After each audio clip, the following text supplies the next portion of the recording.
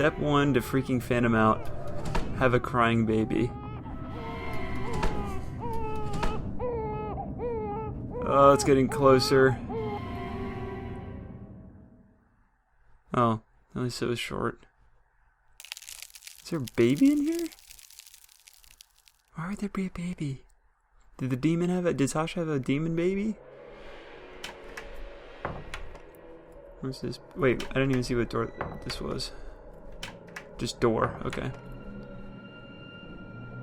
Oh gosh, I don't like this climbing through a dark, scary area. What is this? Door. Wait, what's that door? I can't open the door?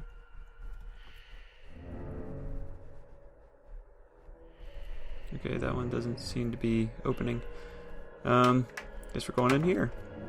Oh gosh. I don't like. I don't want. I don't know which way to go. I guess the brighter one? Oh, I don't like this. This is the mental hospital. Okay, that one doesn't work.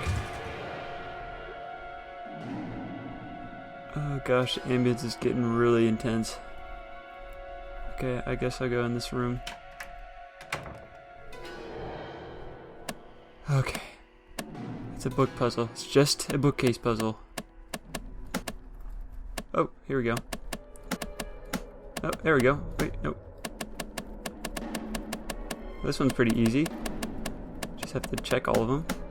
There we go. Sorry, it's an annoying sound. Okay. So we have... There's one on each shelf, it looks like. Cool. Oh, there's something right there. I can see it.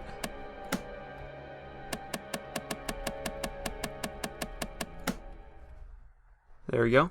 Right? No? One more.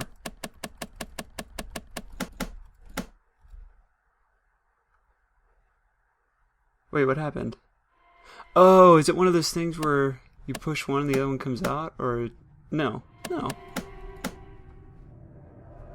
I'm confused. Maybe this puzzle's a little more difficult than I expected.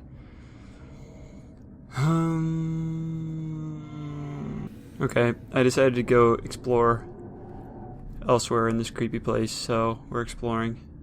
And I think we'll find something on the puzzle there. There's a metal key. I'll get back to the journal in a second, I haven't forgot about it. Okay, I guess that second is now. This might be a longer episode than usual. It's alright. I have a feeling we're like getting up to the climax. That's why I keep going. I have been at Parkview for 3 months now, and I have to say on the whole things are going well. I'm getting some valuable experiences, and working so closely with Dr. Newman can only be good for me in my career. He's a brilliant man from what I've seen so far. He cares for the inmates like they're real patients in a hospital. Hold on, let me just see how long this is.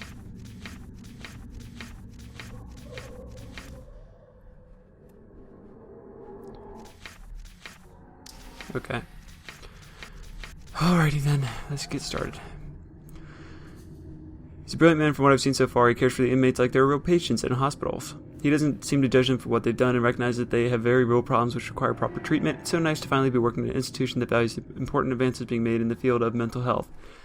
It's not always about invasive surgical procedures and shock therapy. Sometimes just talking can help. I'm more than impressed that Parkview seems to appreciate those sentiments as much as I do. There's one inmate in particular who seems to have formed some kind of emotional attachment to me. George is a very nice and charming young man who's been at Parkview for 2 years already. He was sent home here for killing his mother and father as well as his younger brother and sister, and he is only 18 himself. He displays obvious signs of extreme mental anguish and confusion, and so it would be unfair, in my medical opinion, to have sentenced him to anything other than life at Parkview, where he has the chance to find peace and encouragement he so obviously needs. It's month 6 now, and things are not looking as good as they were several months ago.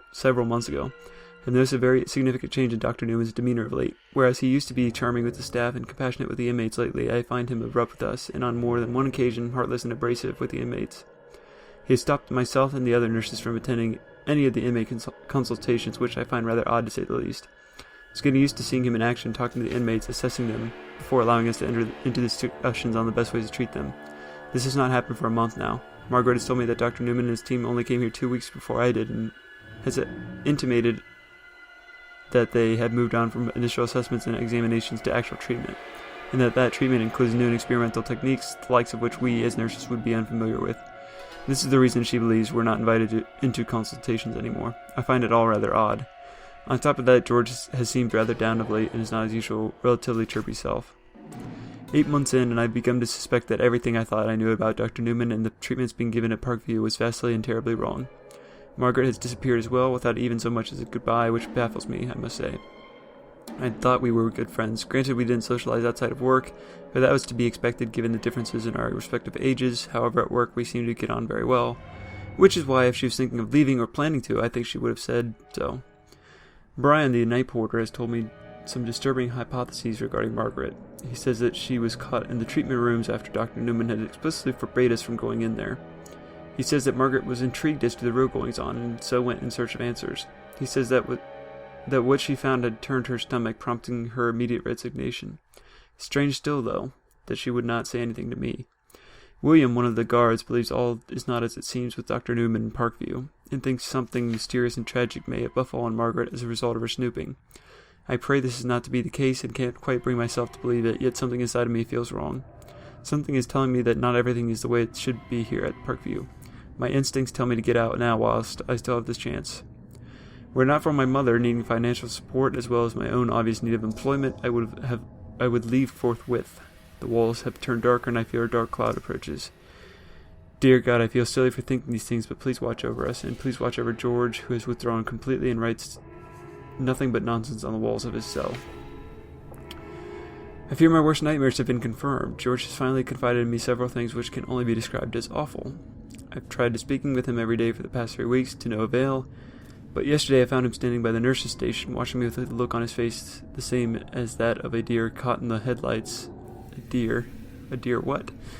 Of an automobile. He motioned me to follow him to his cell, which is not something I would normally consider under our working circumstances, but I felt compelled, even though I am acutely aware of his past transgressions. I felt I could trust him. It was a most strange experience, I have to say. George has never been one for speaking directly, and so it was with some difficulty that he managed to tell me of the bad room, and the pain he felt in there at the hands of Dr. Newman and the others. My heart was immediately broken for this poor young man, and when I pressed him further on the issue, he burst into tears and hugged me tightly. I'm not ashamed to say I sobbed myself. Something is terribly wrong here at Parkview, and has been for some time.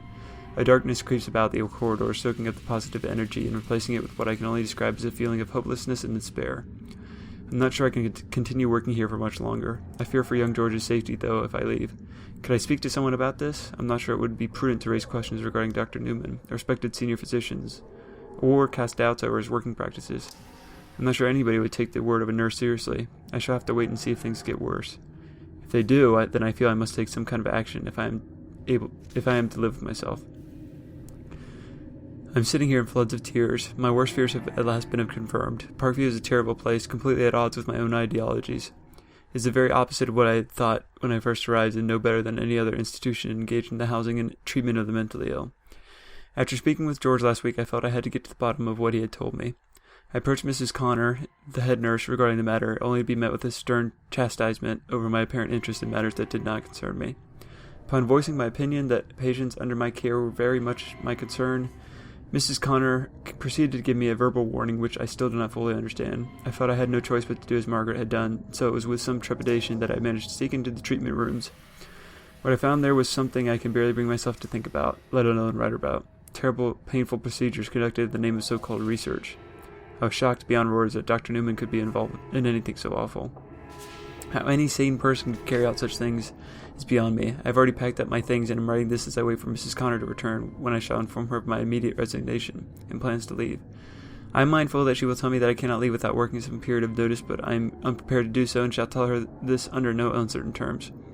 I feel I should keep the plans I have to inform a high authority about the working practice of Dr. Newman in Parkview to myself in light of what has been said regarding Margaret. Why would you even tell anyone? Why not just leave? Anyway, there is no doubt in my mind that I am in very real danger. I must remain calm and collected if I am to get out of this. Something has happened. I have locked myself in the office. There were shouts and cries and lots of noise. I can't see anything through the door window. I see Brian. He's running. Someone is running after him. I can't tell who it is. It looks like nobody I know. Is it someone? Or something? What is going on? It has struck Brian. There's blood everywhere. 2 other inmates are there. Whoever it is attacking them. My dear Lord, it's carnage. They all look dead. I must record this, for I've never seen anything like it. It has seen me. It approaches.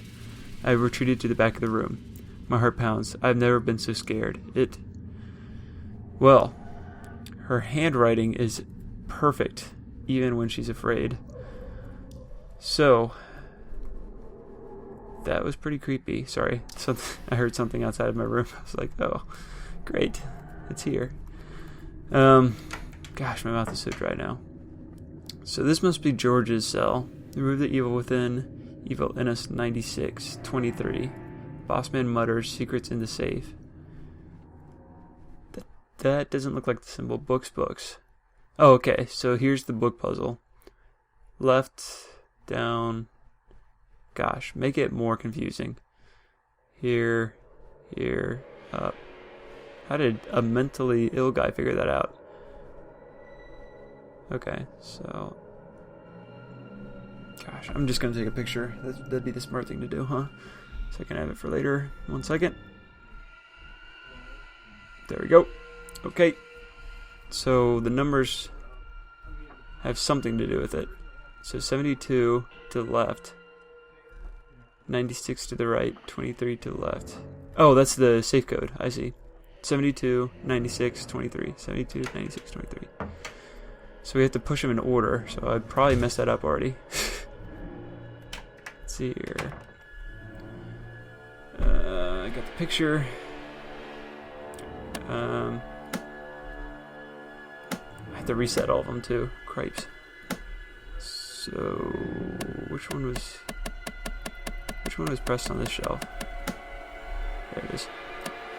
This one, and this one. Okay. So we start at the middle. Okay. We go. Or wait, do we start at the other end? There's no arrows. We'll assume we start in the middle. We'll go this way. And if not, we'll start over.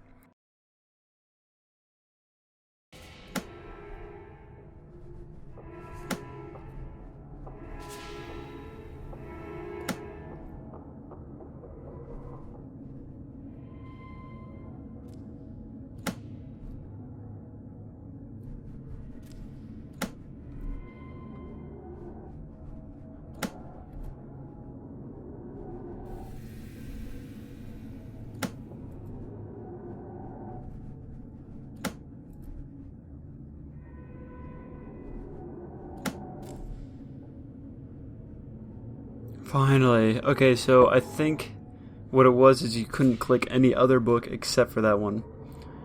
I mean, like the one that could be activated. So it was 72, 96, 23. 72 to the left. Can I hold it down? Of course not. Are you serious?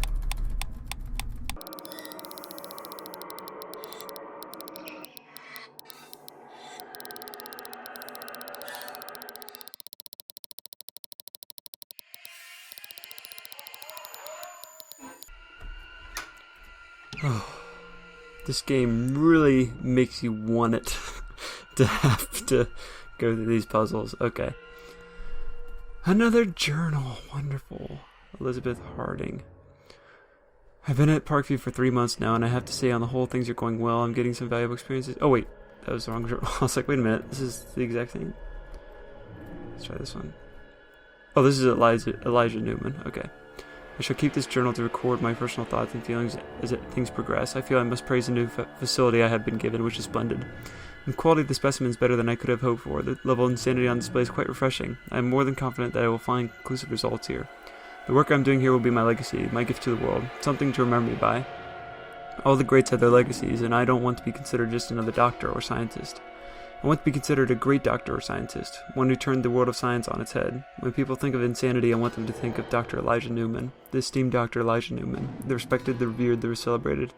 That is what I find myself dreaming of at night. We've begun the preliminary work, which basically involves talking to the specimens, laying down some kind of basis for our future work. I have allowed the nursing staff to sit in on these meetings as a way to make them feel involved. They will be of vital importance as things progress, and I want to keep them on side. Of course, I can't have them involved after the stage, as they simply will not have the stomach for it, nor would they understand. Their lives are based on simple morals, black and white, with no shades of gray. It's frustrating, really, that I am to be surrounded by such obtuse views, but it is the way of things, I suppose. Few would understand what I am doing here. They cannot grasp the vastness of the work, the brilliance of it, what it means to future generations, nor can they grasp that in order to make omelets one must first break eggs. I will not allow anything or anyone to stand in my way on this. Hopefully it won't come to that, but if it does, I am more than prepared to take whatever action is necessary to protect the integrity of the project. Today I undertook the first of the experience. It was difficult work, and not really very conclusive, which wasn't surprising really, since it was more of a test run than anything else. There's a lot of very important work to come, and it simply wouldn't do to go in half-cocked, as they say. We must be prepared, and we must know where we stand. Today I set the bar for what needs to be done, and it was a fairly routine operation, although the specimen did put up quite the struggle when we accessed the brain through the top of the skull.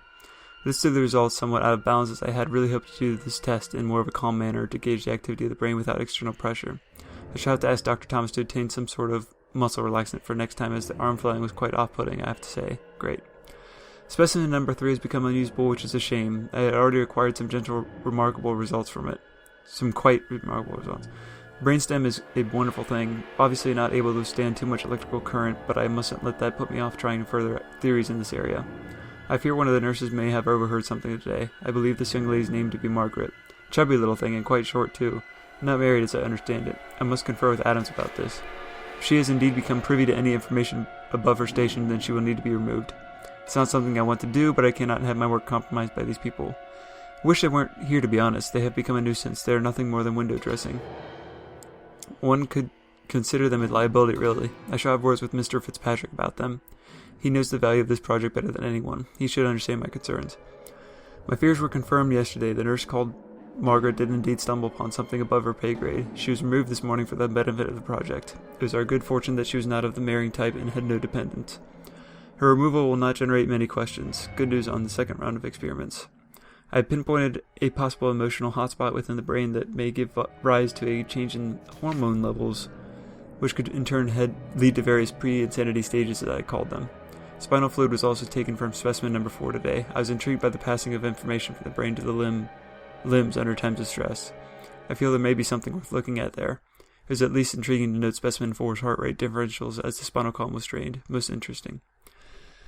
Things are going from bad to worse. I grow tired of these results and these specimens. How am I supposed to work when they keep crying out in pain at every little poke and prod? Pointless creatures. They are not even good enough to aid me in my experiments. What good are they at all? None. I've asked Dr. Thomas repeatedly to take care of the issue, but he says we should keep them conscious throughout each procedure for the best results. I know he is right, of course, but that doesn't make things easier. It makes things infinitely more difficult. I'm beginning to lose faith in my own theories. I see one of the nurses eyeing me in an increasingly strange way, which I do not like. She seems friendly with the George boy, specimen 7, which I also do not like. She has no business fraternizing with the specimens. They are not people to have conversations with. They are not for our own social benefit. They are here for our scientific benefit. If she continues to view me with the strange eyes, then I shall be forced to take action again. I'm becoming very annoyed. My thoughts are running into each other, creating a stream of muddled half-theories. Things cannot continue this way. I have lost 2 more specimens this week already. The work is suffering terribly. Nothing is going right. Everything is going wrong. I'm finding out nothing. Why is this? What have I done to deserve this? Am I not committed enough? Am I not passionate enough? Are my motivations not honorable enough? Well, I am losing my mind with the stress and worry. I need results, and I am beginning to think that I shall not find them. Not positively, anyway. I have plenty of negative results, but these results do not garner any awards and certainly no praise from my peers in the scientific community. I'm being forced to lie to those in control. They want answers to questions I have not even been asked. How can I give them answers when I do not know them? Well, is there an answer? I've told them to be patient, but I'm thinking I shall run out of time on this issue. I found something today that will help me. Yes, it will help me. I don't know where it has come from. I found it in that little quaint-looking bookshop down in the town, a curious little parchment written in a language I do not understand completely. One of the words seems familiar to me, though. I think it refers to some sort of living non-human. What could that be, an animal? The words are difficult to interpret without understanding the context. Not an animal, no. I think it refers to more that a being is alive, but which is not human, as in not of this world. So therefore not an animal. Yes, I've seen this word before. I remember now. It refers to a demon of some variety. A monster. I must contact my old friend Gregory. He's a language professor. He will know. Gregory has confirmed my initial thoughts on the parchment. It definitely relates to the demons of some kind. I've sent him a copy of the parchment. He's working to translate it as we speak. We have already done some more initial work though, and have both agreed that the demons in question are of this world, but not of this world. We are in agreement that this means that they are living inside a human host, for what reason we cannot say at this point. But it's got me thinking about my current work. An evil demon inside a human? A demon that could affect the will of the host? Insanity and evil go hand in hand. What if the actions of a malicious demon acting from within a human host could explain these insane actions perpetrated by the human? Yes, because the human would not be in control at all. Gregory has translated the parchment. I cannot believe it. It's exactly as I thought. It refers to demons living inside a human. I am more than convinced that the key to unlocking the question of insanity will come from extracting one of these demons from one of our specimens. Great. The process is clearly marked in the parchment. Of course, there's always a problem. It seems I need some things I do not have. I have the afflicted specimen, of course, but I do not have the so-called hunters, or a demon that has infected the host that contains the demon I wish to free. It does seem, though, that if I can find these things, which I am sure I can, that I can release a demon from one of the specimens. The parchment gives the ritual necessary so that it is not an issue. It says I must cut out the hearts of 3 infected specimens and 3 hunters, and place them between the infector and the demon I am trying to release. And then recite the ritual. It also says that once the spell is cast, the 3 specimens and the 3 hunters will return to life, but only if the demon is killed within an hour of it being released. And the only way to kill it is by fire. It's weak. That seems... anyway. It's weak when released. It goes on to say that this released demon will be under the control of whoever releases it, providing I make an immediate bond with it. I guess that is almost like the mother-child bond. This demon is also very powerful. Think of what I could do with it. Not only will I have solved my insanity issue, I will have a demon at my disposal. Who can stop me then? Nobody. I should be the one in control. I should continue my work in these areas as I now believe that is key. The incantation is as follows. I'm not going to read it. Not because I'm afraid I'll release the demon, because we already heard it. The following symbols must be used painted on the walls above. We've seen those. Infector, infected. Work on releasing the demon is underway, but I feel my staff are less than enthused about it, at least not as much as I. I have told them that this is key, yet they do not seem to share this view. They are plotting against me. They want to take this project away from me. They want the glory for themselves, but they won't get it. I should do everything in my power to make sense of that. My work continues. Okay, I'm going to take a second to save here. And I have a feeling we're close to the end, so we're going to keep going. Except I don't know what to do now.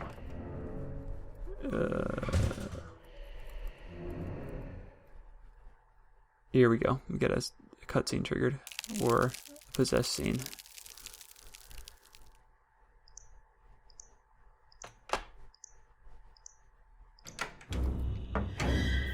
Okay. Nah, I don't like this room.